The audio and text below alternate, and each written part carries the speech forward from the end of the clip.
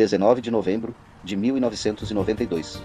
Uma noite aparentemente comum em Brasília. Um economista janta com sua esposa em um restaurante da Asa Norte. O que deveria ser um momento tranquilo se transforma no gatilho de um dos maiores escândalos políticos da história do Brasil. Mas essa história não começa naquele restaurante. Na verdade, ela vem sendo escrita nos corredores do Congresso Nacional há anos, silenciosamente, protegida por uma cortina de papéis, emendas parlamentares e muito, muito dinheiro sujo. Bem-vindo ao submundo dos anões do orçamento, onde deputados sem grande expressão nacional construíram um império criminoso, usando o dinheiro público como sua ferramenta de enriquecimento pessoal. Mais de 100 milhões de reais desviados. Um assassinato brutal e uma revelação que abalaria as estruturas do poder no Brasil. Esta é a história de como o orçamento da União virou um balcão de negócios. José Carlos Alves dos Santos não era um homem qualquer. Como chefe da assessoria técnica da Comissão de Orçamento do Congresso Nacional, ele tinha acesso privilegiado ao coração financeiro do país. Conhecia cada emenda, cada desvio, cada centavo que mudava de mãos nos bastidores do poder. E ele não era apenas uma testemunha, era parte fundamental da engrenagem. Mas havia um problema. Ana Elizabeth Lofrano, sua esposa, havia descoberto algo que não deveria. Dentro do quarto do casal, escondido embaixo do colchão, US$ 1 milhão em dinheiro vivo, ela ameaçou denunciar o marido à polícia. E foi nesse momento que José Carlos tomou a decisão mais sombria de sua vida. Naquela noite de novembro, o casal voltava do restaurante quando foi abordado por 2 homens em um carro. Era um sequestro, mas não um sequestro comum.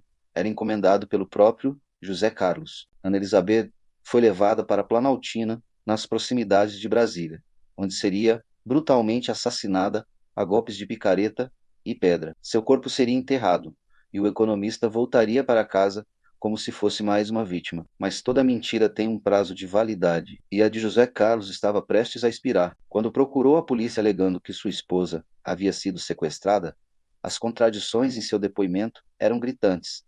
As investigações logo o transformaram no principal suspeito. Foi encontrado um vídeo comprometedor envolvendo drogas e sua amante, Crislene Oliveira. A polícia descobriu um submundo que ia muito além de um crime passional. Em 28 de novembro de 1993, mais de um ano após o crime, a alçada de Ana Elizabeth foi encontrada enterrada com o crânio perfurado. O detetive particular Lindauro da Silva e o mecânico Valdei José de Souza confessaram o assassinato e apontaram José Carlos como o mandante. Acuado, preso, sem saída, José Carlos Alves dos Santos tomou uma decisão que mudaria a política brasileira.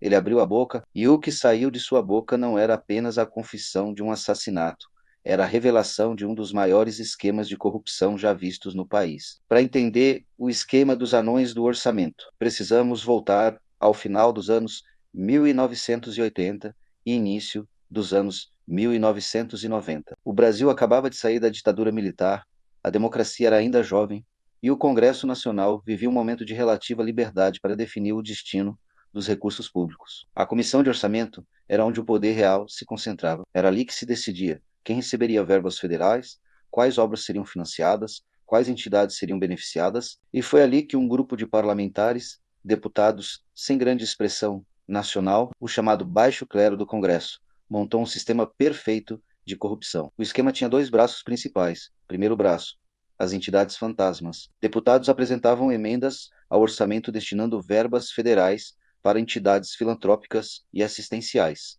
O problema, essas entidades eram controladas por parentes dos próprios parlamentares ou por laranjas. O dinheiro público entrava pelas portas da frente como verba social e saía pela porta dos fundos direto para as contas bancárias dos deputados.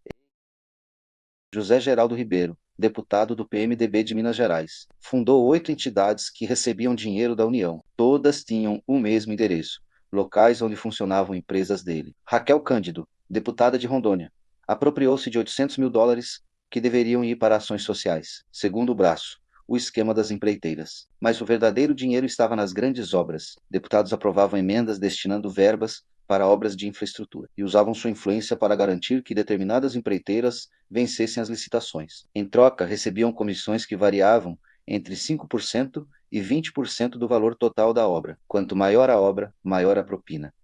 E quem comandava tudo isso? Um nome: João Alves. João Alves de Almeida, deputado baiano do PFL, não era um anão qualquer, ele era o relator da Comissão de Orçamento, o homem que tinha a palavra final sobre quais emendas seriam aprovadas. Desde 1972, Ele conhecia os meandros do orçamento como ninguém. Em 1990, sozinho, João Alves decidiu o destino de 30,2% de todas as verbas do Ministério da Ação Social. Sua movimentação financeira mensal era 300 vezes maior que seu salário de deputado.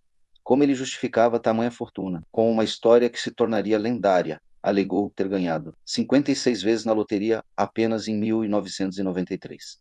Pela probabilidade matemática, para claro, ninguém acreditou, porque João Alves não ganhava na loteria. Ele comprava bilhetes premiados. Era a forma perfeita de lavar dinheiro. O que vem o caso é o seguinte, aqui a minha vida, até eu deixar esse orçamento, eu realmente tive dificuldade financeira. Depois que eu deixei e abandonei e esqueci, Deus me ajudou e eu ganhei dinheiro. E José Carlos Alves dos Santos, com seu conhecimento técnico absoluto da comissão, era quem manipulava os números para tornar tudo possível. Em outubro de 1993, as denúncias de José Carlos Alves dos Santos explodiram na imprensa brasileira. O economista, tentando salvar sua própria pele, entregou tudo: nomes, valores, mecanismos de fraude. Ele deixou 3 cartas antes de ser preso, em uma delas insinuando a ligação de 4 deputados com o assassinato de sua esposa, e em outra revelando mais 16 parlamentares envolvidos no esquema. A pressão popular foi imediata. O senador Eduardo Suplicy, acompanhado de 211 deputados federais e 51 senadores, solicitou a criação de uma comissão parlamentar mista de inquérito. Era a primeira vez na história do Brasil que uma CPI seria aberta para investigar os próprios parlamentares. O Congresso seria obrigado a olhar no espelho e não gostaria do que veria.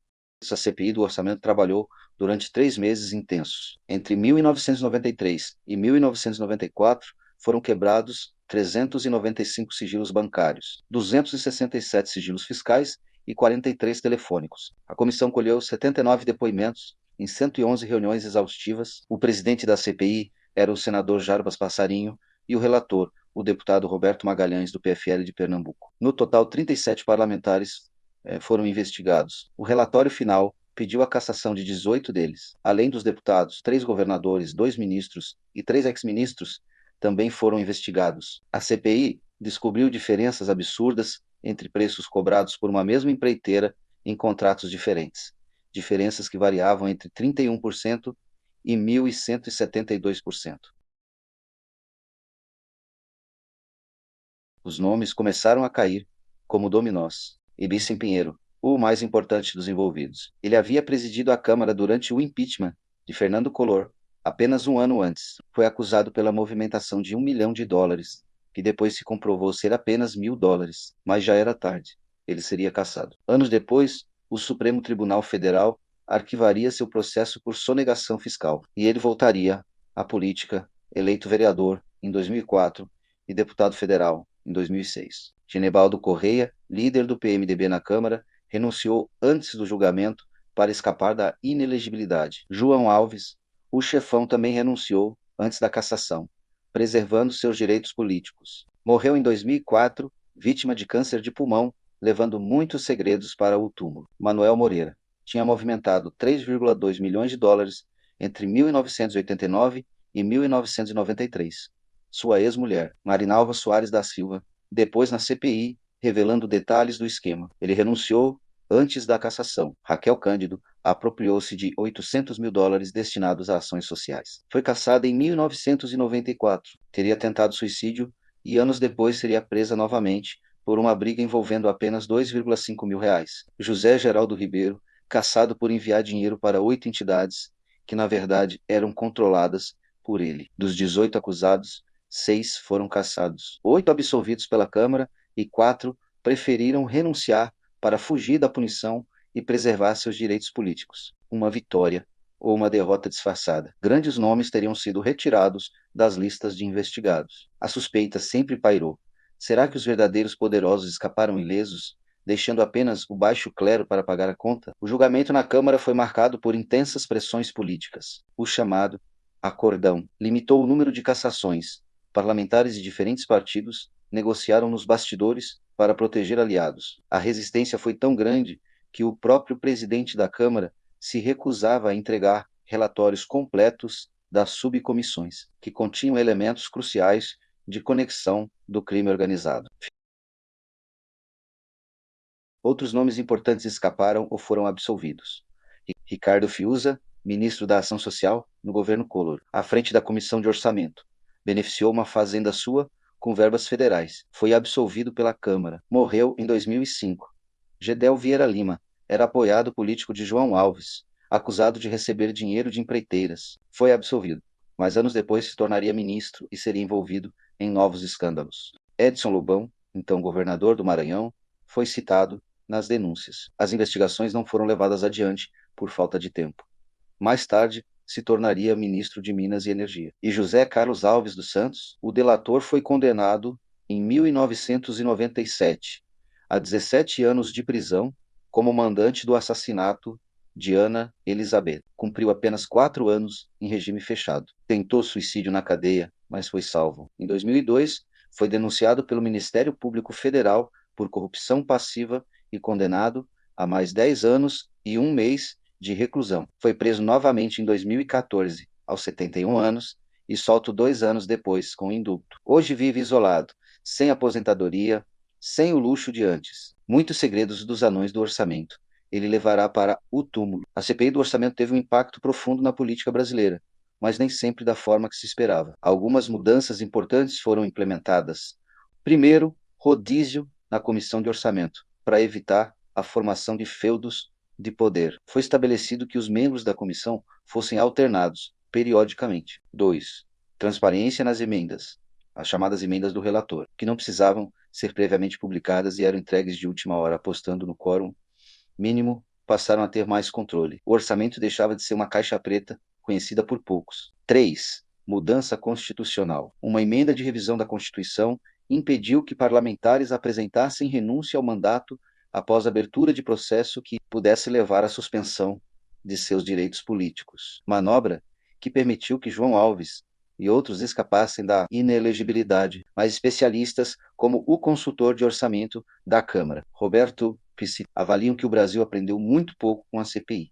Quase nenhuma das recomendações sobre fiscalização rigorosa do orçamento foi colocada em prática de forma efetiva. E o mais revelador, o escândalo dos anões do orçamento não acabou com a corrupção no Congresso, apenas a transformou, segundo delação premiada do ex-diretor da Odebrecht, Cláudio Melo Filho, anos depois. O escândalo fez a empreiteira mudar radicalmente sua forma de atuação estratégica no Congresso. A partir de 1993, os recursos passaram a ser aprovados diretamente pelo Poder Executivo, sem a influência individual de parlamentares. A corrupção não acabou, apenas mudou de endereço. 13 anos depois dos anões, viria a máfia das sanguessugas, e depois dela, o mensalão, e depois, a Lava Jato. Os nomes mudam, os rostos mudam, mas a essência permanece.